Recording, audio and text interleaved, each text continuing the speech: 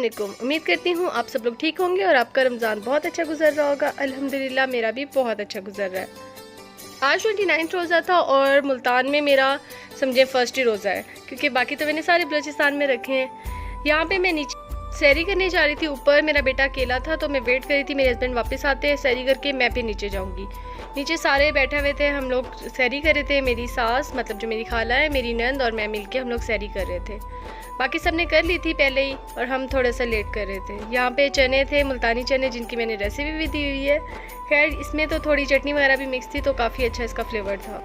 उसके बाद मैंने नमाज़ पढ़ी क्योंकि सैरी का टाइम ख़त्म हो चुका था और ये फ्लावर्स अभी तक पड़े थे और फ्रेश थे, बहुत अच्छे लग रहे थे। बस हल्के से ऊपर से ड्राई हुए थे, बाकी इसमें खुशबू वगैरह सब वैसी थी। फिर मैं सो गई और जब मैं उठी तो इतनी कड़क धूप निकली हुई थी बाहर निकलने का तो कोई सवाल ही पैदा नहीं होता था, बहुत ज़्यादा गर्मी थी। मैं वापस अपने रूम में चली गई। उसके बाद जो मेरी मासी आई हुई थी काम करने वाली, उनसे मैंने कहा कि आप प्लीज़ मेरे कपड़े इस्त्री करके रख दें, जो कि कुछ ईद पे मैंने पहने थे, कुछ वैसे ही मेरे सिले हुए थे। तो मैंने उनसे सारे अपने कपड़े इस्त्री करवाए और अपने हस्बैंड का ईद का ड्रेस भी मैंने प्रेस करा दिया। यहाँ पे ना जब मैं उनसे कपड़े प्रेस करा रही थी तो एकदम से ठाकी मुझे आवाज़ आई और मैंने सहन में देखा तो इस तरह का पत्थर पड़ा था। पहले तो मुझे समझ नहीं आई, बाद में मैंने देखा तो ऊपर से टूट के नीचे गिरा हुआ था, पता नहीं कैसे टूटा। खैर उसके बाद मैं रूम में गई, यहाँ पे मेरे हस्बैंड सो रहे थे, अर्श गया हुआ था नीचे और मुझे बाज़ार जाना था। मैं सोच रही थी क्या करूं, फिर मुझे याद आया कि अम्मी ने भी जाना है तो मैंने अम्मी से कहा कि हम साथ ही चलते हैं। अम्मी ने कहा चलो ठीक है। उसके बाद मैं फिर रिक्शे पे जा रही थी अपनी अम्मी के घर। ये मेरी मासी रिक्शा लेकर आई हुई थी क्योंकि मुझे ना कोई गाड़ी मिल रही थी, हस्बैंड सो रहे थे तो मैंने कहा चलो रिक्शे पे चल जाते। फिर मैं और मेरी मासी रिक्शे पे अम्मी के घर गए और ये है मेरी मासी का बेटा, ये उनके साथ आया हुआ था। इसने अपनी कोई शॉपिंग वगैरह करनी थी तो मासी ने कहा काम ख़त्म करके मैं इसको भी शॉपिंग करा दूँगी। अच्छा खैर यहाँ मैं अम्मी के घर पहुँच चुकी हूँ और मेरे बेटे की भी शरारतें शुरू हो चुकी हैं। खैर मैंने कहा ये थोड़ी देर बैठे फिर हम लोग बाज़ारों के आते हैं, लेकिन इतनी देर में मेहमान आ गए। मेरी खाला थी जो कि मेरी भाभी की ईद लेकर आई हुई थी। खैर उसके बाद ये हुआ कि हम थोड़ी देर बैठे तो अफ्तारी का टाइम करीब हो गया। मैंने कहा अब अफ्तारी करके ही जाएंगे क्योंकि बहुत देर हो चुकी है। और यहाँ पे मेरी बहन ब्रेड काट रही है, जो कि बना रही थी ब्रेड पकौड़ा, और ये बहुत मज़े का ब्रेड पकौड़ा बनाती है। ये सब मिलके काम करते हैं, मेरी दो बहनें भाभी सारी मिलके ही काम कर रही होती हैं, इसलिए किचन थोड़ा सा इधर उधर बिखरा हुआ है। ये चना चाट बनी हुई थी और डिफरेंट जो चीज़ें पकौड़े वगैरह होते हैं, और ये मासी बर्तन धो रही थी। किचन में सब काम कर रहे थे तो फिर मैं टेरेस पे आ गई।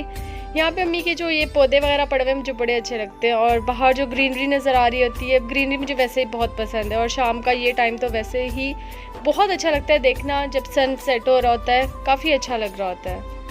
फिर उसके बाद मैं अंदर आई और यहाँ पे जो ये एक्वेरियम है ये मैंने ही लिया था, बड़े शौक से लिया था, मुझे फ़िश बहुत पसंद है।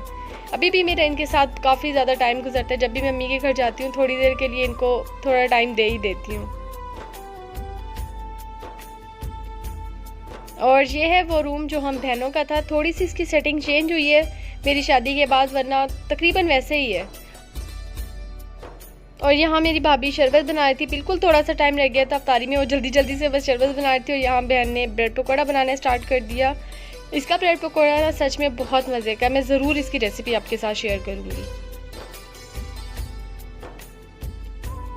उसके बाद मैं रूम में आई तो ये पार्सल आया हुआ था जो मैंने ही ऑर्डर किया था अम्मी के लिए। अम्मी ने कुछ लिपस्टिक्स मंगवाई थी।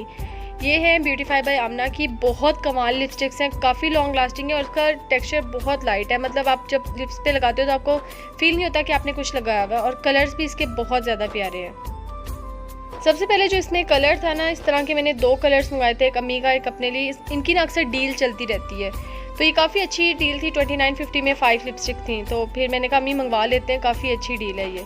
और ये देखें इसका ये कलर रेड कितना खूबसूरत है, मेरा फेवरेट कलर है ये। इस तरह की मैंने अम्मी की भी मंगवाई है और अपनी भी मंगवाई है, क्योंकि अम्मी ने कहा मेरे पास बहुत लिपस्टिक्स है, इतनी सारी क्या करूँगी। मैंने कहा चले अम्मी कोई बात नहीं, एक मेरे लिए हो जाए। अच्छा खैर यहाँ पे अफ्तारी लगना स्टार्ट हो चुकी थी, बिल्कुल एंड हो चुका था और हम लोग करने लगे थे अफ्तारी।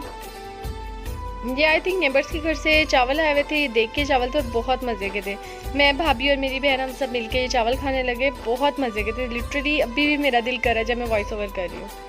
खैर उसके बाद फिर हम लोगों ने बाज़ार जाना था। वैसे भी सुबह से हम लोग गए नहीं थे, शाम हो चुकी थी, बल्कि रात हो चुकी थी। फिर पापा से कहा कि हमें प्लीज़ आप बाज़ार छोड़ दें। फिर यहाँ पे हम लोग निकलने लगे बाज़ार के लिए। अम्मी गई थी ATM पैसे निकलवाने थे। और ये है जी चेज़अप मेरा फेवरेट, यहाँ से अक्सर मैं ग्रॉसरी लेती हूँ, बच्चों की चीज़ें भी मिल जाती हैं, मतलब एक जगह पे ना आपको सब कुछ मिल जाता है। और यहाँ से मिलता है मेरा फेवरेट लिम्का, ऋषि ड्रिंक कॉर्नर है इसका नाम, बहुत मज़े का यहाँ से मिलता है।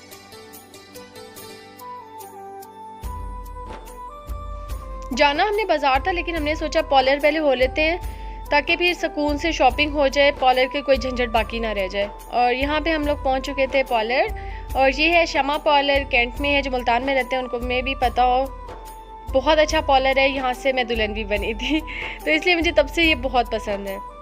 पॉलर से फ्री होने के बाद मैं और अम्मी बाज़ार के लिए निकल गए, बाकी जो मेरी बहनें थी वो वहीं पे थी।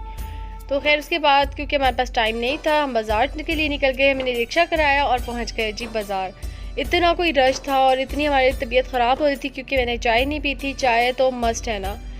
बस जब हमें पता चला ना चाँद नज़र नहीं आया तो मैंने कहा अम्मी बस अब घर चलते हैं, मुझसे नहीं बिल्कुल भी यहाँ पे टाइम गुजर रहा। खैर उसके बाद मुझे रास्ते में याद आया कि अर्श का निकोल लेना था और पैम्पर्स ख़त्म थे। अब जो साइज़ मुझे चाहिए था वो था नहीं, तो मैंने फिर दूसरा ब्रांड ले लिया। मैंने कहा चलो आज रात तो गुजारूँ। घर आने के बाद भूख लग रही थी, फिर मेरी बहन ने कहा चले हम मिल के ना स्वीट कॉर्न्स बनाते हैं। तो मैंने सोचा चलो आपके साथ भी मैं रेसिपी शेयर कर देती हूँ। बहुत सिंपल, बहुत मज़े के बनते हैं। ये कॉर्न्स पैकेट वाले थे, आप कैन वाले भी ले सकते हैं। ये ऑलरेडी बॉयल होते हैं, आपको इसको बॉयल करने की ज़रूरत नहीं होती, बस ये झटपट बन जाते हैं। मैंने 1 कप कॉर्न्स के अंदर ना 1 टेबल स्पून भर के मक्खन का लिया और 1 टीस्पून भर के मैंने इसके अंदर लेमन जूस डाला। और इसके अंदर मैंने 1/4 टीस्पून सॉल्ट डाला, क्योंकि जब लेमन जूस डालते हैं तो उसके साथ भी काफ़ी ज़्यादा खटास आ जाती है, इसलिए थोड़ा सा सॉल्ट कम डालते हैं। और हाफ तकरीबन टीस्पून मैंने इसके अंदर डाल दिए रेड चिलीज़। आपको अगर ज़्यादा पसंद है तो आप मसाले थोड़े से ज़्यादा भी डाल सकते हैं। और जो इसकी आंच है वो आपने मीडियम से लो ही रखनी है, ज़्यादा नहीं करनी क्योंकि ये फिर जल जाते हैं। अच्छा, उसके बाद फिर मैंने इसके अंदर हाफ टीस्पून चिकन पाउडर डाला, इससे फ्लेवर बहुत अच्छा हो जाता है। और फिर मेरे पास जो हर्ब्स पड़े थे, ड्राई हर्ब, उसमें था थाइम और ऑरिगेनो। ये ऑप्शनल है, अगर आपको पसंद है आप डालें, नहीं पसंद नहीं डालें। इसमें आप ना कोई भी वेरिएशन कर सकती हैं, जो अच्छा लगे वही इसके अंदर डाल दें। फिर मेरे पास था बारबेक्यू सॉस। आपको सच बताऊं, मुझे जो मिलता गया ना मैं वो डालती गई हूँ। मैं इसी तरह करती हूँ, जब भी स्वीट कॉर्न्स बनाने होते हैं जो मुझे मिलता है मैं इसके अंदर डाल देती हूँ। इसीलिए जब भी मैं कॉर्न बनाती हूँ ना तो उसका फ्लेवर डिफरेंट होता है। हर दफ़ा जो बनाती हूँ ना मैं सोचती हूँ अगली बार यही बनाऊँगी, लेकिन मैं डिफरेंट बनाती हूँ। अच्छा, उसके बाद क्या हुआ, सबने कहा कि हमने भी खाना है, तो फिर मैंने इसके अंदर थोड़े से और कॉर्न्स डाल दिए और साथ ही मैंने जो स्पाइसेस पहले डाले थे वो भी थोड़े थोड़े करके और ऐड कर दिए ताकि इसका फ्लेवर बहुत अच्छा आ जाए। ये फ्रोज़न थे तो इसलिए निकलने में थोड़ी मुश्किल हो रही थी, क्योंकि फिर जाहिर बात है ज़्यादा अगर पैकेट खोलती तो बहुत सारे एकदम से आ जाते, इसलिए फिर मैं हाथ से इसे मिक्स कर रही थी। इसके बाद एंड में मेरे पास वेस्टरशाइन सॉस पड़ी हुई थी, ये ऑप्शनल है, ये ना डालें तो कोई मसला नहीं है। और साथ ही मैंने थोड़ी सी सोया सॉस डाल दी थी, ये मैंने सिर्फ फ्लेवर इन्हेंस करने के लिए डाला। ये 1/4 टीस्पून ही डाला, इससे ज़्यादा नहीं मैंने डाला।